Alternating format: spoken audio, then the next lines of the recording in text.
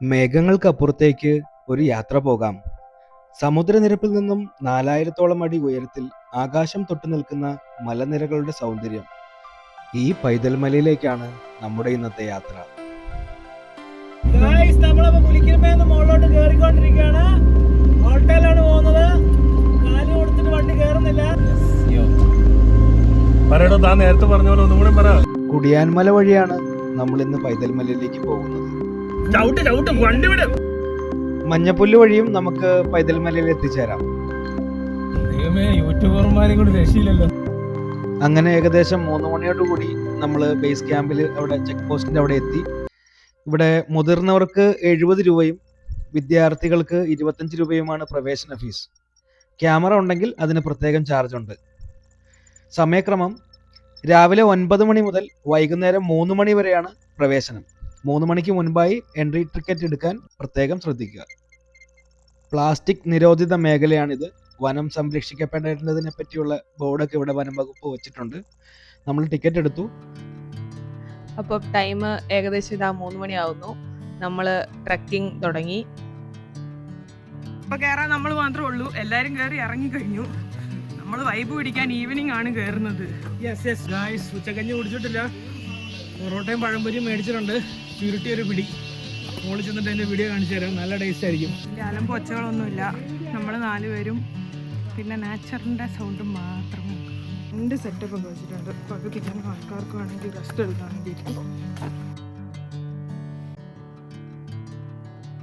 നിങ്ങൾ പ്രകൃതിയുടെ സൗണ്ട് കേൾക്കുന്നുണ്ടോ? അത് മാത്രമേ ഉള്ളൂ. നമ്മൾ മാത്രമേ ഈ സമയത്ത് കയറുന്നുള്ളൂ. അതുകൊണ്ട് തന്നെ വേറെ അലമ്പ് ഒച്ചപ്പാടുകളൊന്നുമില്ല. അതെ, എല്ലാവരും തിരിച്ചിറങ്ങുന്നവരാണ്. നമുക്കിവിടെ 3 മണി വരെയാണ് എൻട്രി ടൈം ഉള്ളത്. 3 മണിക്ക് മുമ്പ് കയറുക, 5 മണിക്ക് മുമ്പ് തിരിച്ച് നമ്മൾ ഇറങ്ങണം. സോ നമ്മൾ ഇറങ്ങുമ്പോൾ നമ്മൾ ടിക്കറ്റ് അവിടെ കാണിച്ച് നമ്മൾ കൺഫേം ചെയ്യണം നമ്മൾ ഇറങ്ങി എന്നുള്ളത്. പിന്നെ വാട്ടർ ബോട്ടിൽ നമ്മൾ കൊണ്ടുവരാൻ പാടില്ല. അങ്ങനെ കൊണ്ടുവന്നാൽ നമ്മളവിടെ കാണിക്കണം. താഴെ കാണിച്ചിട്ട് തിരിച്ച് അതേപോലെ ഇറങ്ങാൻ നേരത്ത് ബോട്ടിൽ അവിടെ കൊണ്ട് സബ്മിറ്റ് ചെയ്യണം, അവിടെ കാണിക്കണം.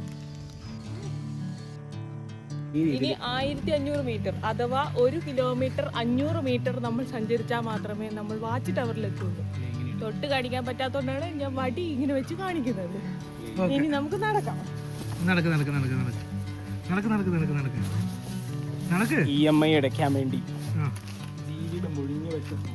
ഇത് ഞാൻ കട്ട് ചെയ്ത് കളയും. നീ വെറുതെ പറഞ്ഞിട്ട് കാര്യമില്ല. കണ്ണൂരിന്റെ സ്വർഗം, പ്രകൃതിയുടെ മടിത്തട്ടായ ഈ പൈതൽ മലയിലേക്ക് എത്തിച്ചേരാൻ നമുക്ക് 2 വഴികളാണുള്ളത്. നേരത്തെ പറഞ്ഞതുപോലെ ഒന്ന് കുടിയാമല വഴി. ഇവിടുത്തെ ട്രെക്കിംഗ് കുറച്ചുകൂടി എളുപ്പമാണ്. കുടുംബത്തോടെ ഒപ്പമോ വലിയ പ്രയാസമില്ലാത്ത മലമുകളിലേക്ക് കയറാനോ ആഗ്രഹിക്കുന്നവർക്ക് ഈ വഴി തിരഞ്ഞെടുക്കാം. കാടിന്റെ ഭംഗി ആസ്വദിച്ച് സാവധാനം നടന്നു കയറാം. മറ്റൊരു വഴി മഞ്ഞപ്പുല്ല് വഴിയാണ്. പൈതൽ മലയുടെ യഥാർത്ഥ വന്യത തൊട്ടറിഞ്ഞ് ട്രക്കിംഗ് നടത്താൻ ആഗ്രഹിക്കുന്നവർക്ക് ഇതൊരു പ്രത്യേക അനുഭവമായിരിക്കും. മഴയൊക്കെ നനഞ്ഞ് കാടിൻ്റെ ഉള്ളിലൂടെയുള്ള 2 കിലോമീറ്റർ യാത്ര ട്രക്കിംഗ് അതിവിടെ അവസാനിക്കുകയാണ്. ഗൈസ്, നമ്മളങ്ങനെ മുകളിലെത്തിയിരിക്കുന്നു. ഇതാണ് മുകളിലെത്തിയാലുള്ള കാഴ്ച. നോക്കത്താ ദൂരത്ത് ഫുള്ള് പച്ചപ്പിൽ, ചുറ്റും മരങ്ങളും നല്ല കോടമഞ്ഞും തണുപ്പും മരങ്ങളും ആകാശവും എല്ലാമായിട്ട് അടിപൊളി വ്യൂ ആണ്. നല്ല കാഴ്ചയാണ്, നല്ലൊരു അനുഭവമാണ് ഈ ട്രക്കിംഗ്. പൈതൽമല വാച്ച് ടവറിലേക്കാണ് നമ്മളിപ്പോൾ പോയിക്കൊണ്ടിരിക്കുന്നത്.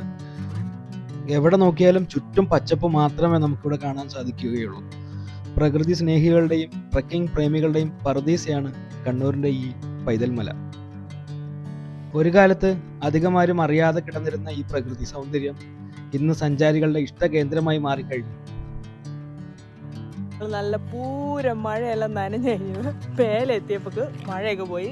ഇതാ കോട വരുന്നുണ്ട്. അവിടുന്ന് കോട വരാൻ വേണ്ടി ഞങ്ങൾ ഇങ്ങനെ കാത്തു നിൽക്കുക. നനഞ്ഞ് കുളിച്ചിട്ടാണ് ഉള്ളത് അവിടെ ഒരു ടവർ. ഇത് കണ്ടോ, കോട വരുന്നുണ്ട് ഗൈസ്. കോട വരാൻ വേണ്ടി നമ്മൾ വെയിറ്റ് ചെയ്യണം. ഇങ്ങനെ മേഘക്കൂട്ടത്തിനിടയിലൂടെ അരിച്ചിറങ്ങുന്ന കോടമഞ്ഞ് ഒരു ചിത്രം പോലെ.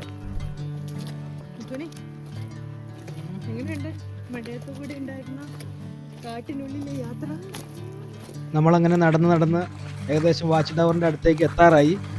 ഇതിലൂടെ നടക്കുമ്പോൾ ഈ സിനിമയിലൊക്കെ കാണുന്ന പോലെ സ്വിറ്റ്സർലൻഡിലൊക്കെ എത്തിയതുപോലത്തെ ഒരു ഫീലാണ്. അങ്ങനെ മുകളിലേക്ക് നടന്ന് വാച്ച് ടവറിൻ്റെ മുകളിലത്തെ കാഴ്ചകൾ കാണിച്ചു തരാം.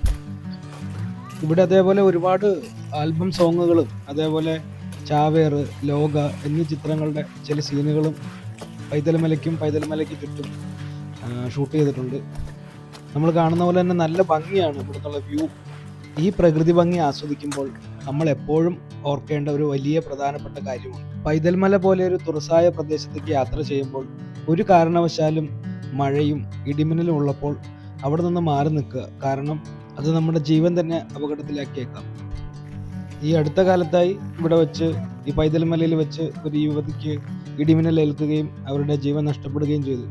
അതേ തുടർന്ന് ജൂൺ 21 മുതൽ പൈതൽമലയിലേക്കുള്ള എൻട്രി ബ്ലോക്ക് ചെയ്തിരിക്കുകയാണ്. ഇങ്ങോട്ട് ഇപ്പോൾ പ്രവേശനമില്ല താൽക്കാലികമായി. നിങ്ങളിങ്ങോട്ട് ഒരു യാത്ര പ്ലാൻ ചെയ്യുന്നവരാണെങ്കിൽ പൈതൽമല വീണ്ടും ഓപ്പൺ ആണെന്ന് ഉറപ്പുവരുത്തുക. നമ്മളിതാ തിരിച്ചിറങ്ങാൻ പോകുന്നത്. പരിപാടികളൊക്കെ കഴിഞ്ഞു, ഇവിടുന്ന് ഇറങ്ങേണ്ട സമയമായി. ജെറിനോട് ഫോട്ടോ എടുത്ത് കൊടുത്തു. മറ്റൊരു ചലഞ്ച് അട്ടയാണ്. ഇങ്ങോട്ട് വരുമ്പോൾ ഉപ്പോ സാനിറ്റൈസറോ അങ്ങനെ എന്തെങ്കിലും കയ്യിൽ കരുതുക സേഫ്റ്റി ആയിട്ട്. പിന്നെ കാലാവസ്ഥ പെട്ടെന്ന് മാറിക്കൊണ്ടേയിരിക്കും.